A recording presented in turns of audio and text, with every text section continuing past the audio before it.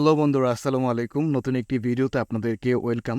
বন্ধুরা, আজকে আমি দেখাবো আপনাদেরকে মাইক্রোসফট এক্সেলে কীভাবে আপনারা পেজ নাম্বার ইউজ করবেন। যারা জানেন ভিডিওটি স্কিপ করলে পারেন, আর যারা জানেন না তারা আমার সাথে থাকবেন। বন্ধুরা, ভিডিও শুরু করার আগে আপনাদের কাছে একটা রিকোয়েস্ট, যারা আমার চ্যানেলে নতুন অবশ্যই আমার চ্যানেলটিকে সাবস্ক্রাইব করে দিবেন, বেল আইকনে ক্লিক করে অল দিয়ে দিবেন, যেন পরবর্তী ভিডিওর নোটিফিকেশন আপনি সবার আগে পেয়ে যান।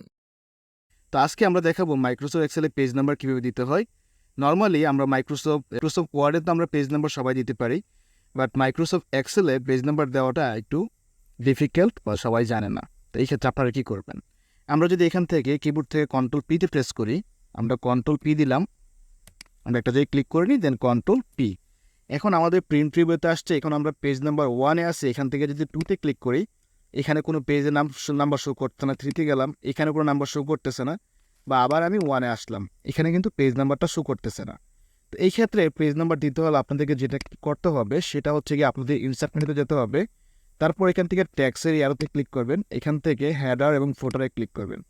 এখন দেখেন আপনার পেজের কিন্তু একটা পরিবর্তন আসছে, ঠিক আছে? পেজের একটা পরিবর্তন আসছে। তো এখন কি করবেন আপনি? যেহেতু আপনি নিচে দিবেন, ঠিক আছে, পেজ নাম্বারটা, সেই জন্য আপনি ফুটারে যাবেন। তো আমরা এখান থেকে নিচে গেলাম, আমরা নিচের দিকে যাচ্ছি, নিচের পেজে। এই যে নিচের পেজে আমি আসলাম, এখানে দেখেন এই যে ফুটার লেখা এখানে শো করতেছে। তো ফুটারে আসার পরে এখান থেকে চলে যাবেন আপনারা এই ডিজাইন মেনুতে। ডিজাইন মেনুতে যাওয়ার পরে এখান থেকে ফুটারের যে অ্যারো আছে, অ্যারো চিহ্নতে ক্লিক করে দিবেন। দেন এখানে করে দিবেন পেজ 1 of 1। তো পেজ 1 of 1 করে দিলাম। দেন এখন যদি আপনি কন্ট্রোল পিতে প্রেস করেন, দেখেন পেজ 3 of 1, মানে 3টা পেজের মধ্যে এটা প্রথম পেজ।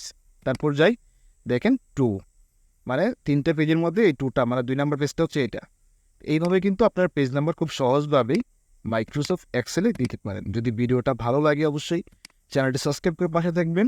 কথা হবে অন্য দিন নতুন কোনো ভিডিও নিয়ে। আসসালামু আলাইকুম।